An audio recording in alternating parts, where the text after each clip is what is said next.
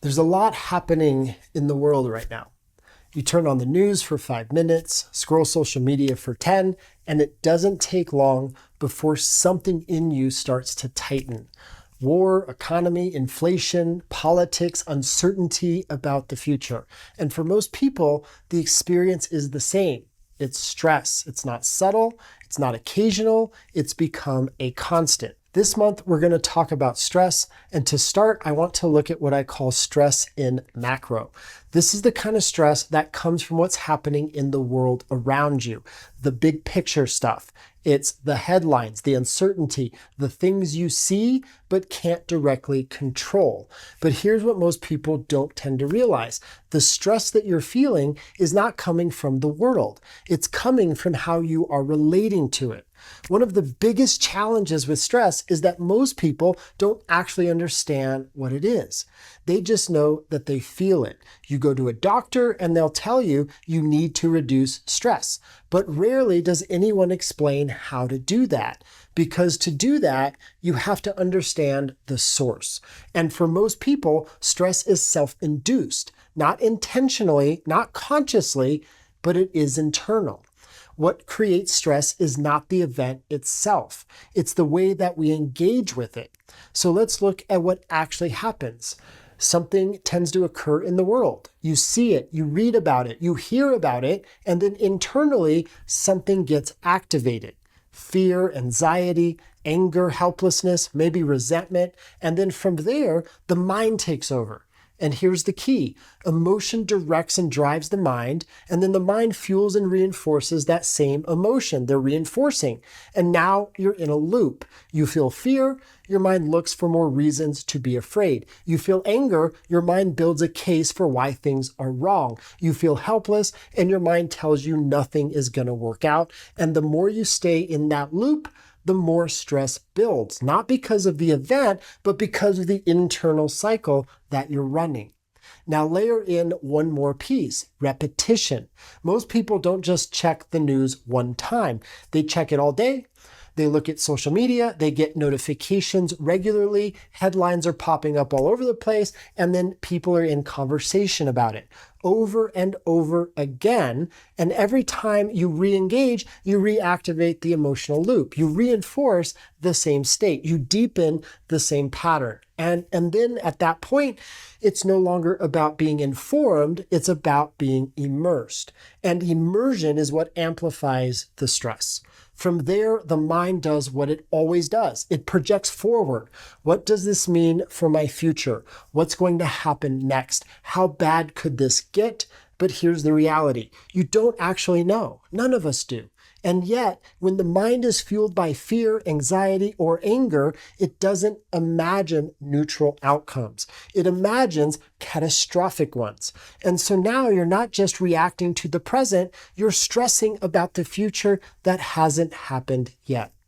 Now, this doesn't mean that you ignore what's happening in the world. It doesn't mean that you become uninformed, but it does mean that you choose how you're going to relate to it. Instead of allowing external events to dictate your internal state, you make a decision. Who am I going to be in relationship to this? Am I going to meet it with fear or faith, anxiety, or a sense of trust? Because the state that you bring to the moment is going to determine how you experience it and what you're able to see inside of it. There's another simple shift that can change everything. Instead of living in imagined futures, come back to your actual reality. Look at the practicalities of your day, your home, your family, your work, your current environments. For most people, despite everything happening in the world, your immediate reality is probably stable. You're safe for now. You have opportunities available to you. You have options in front of you. And when you anchor into that, something is going to shift. You move out of overwhelm and into a sense of clarity. From that place, a better question can emerge. What can I actually influence? Because when your attention is on the things that you cannot control, you're going to feel powerless. But when your attention returns to your life, your actions, your choices, your growth, you regain your agency. And from there, two things happen. You start improving your own life, and you create more capacity to contribute beyond yourself, not from fear, but from a place of strength. At its core, stress is not an external problem. It's an internal skill problem. And that's actually good news because skills can be trained. There are 3 levels to working with stress emotionally. First is awareness, recognizing the emotions that are driving the stress. Second, learning to center and how to stop the loop and regulate your nervous system so that you learn to come back to yourself. And then third, activation, training yourself to generate states like trust and peace, a sense of clarity on demand. And the same applies to the mind. Awareness of the thoughts fueling the stress, stilling the mind, learning to quiet the mind, and then training, teaching the mind to think constructively, strategically, and in alignment with your vision. This is what actually will change your experience. Not avoiding stress, learning how to work with it. And this is exactly why we're focusing on stress this month. Over the past few weeks, we've been talking about intuition, what it is, how it works, how to access it, how to let it guide your life. But none of that matters if you're living in a constant stress response, because stress is going to shut down the very systems that give you access to clarity, aligned decision making, and access to intuition. And so this month is about removing that interference. And it's also why so much of the work that we do, especially inside the Power Series, focuses on training your emotions and your mind. Because without that training, stress is going to run the show. But when you learn how to manage your internal state, you don't have to force better outcomes. You start to see them and you start to step into them.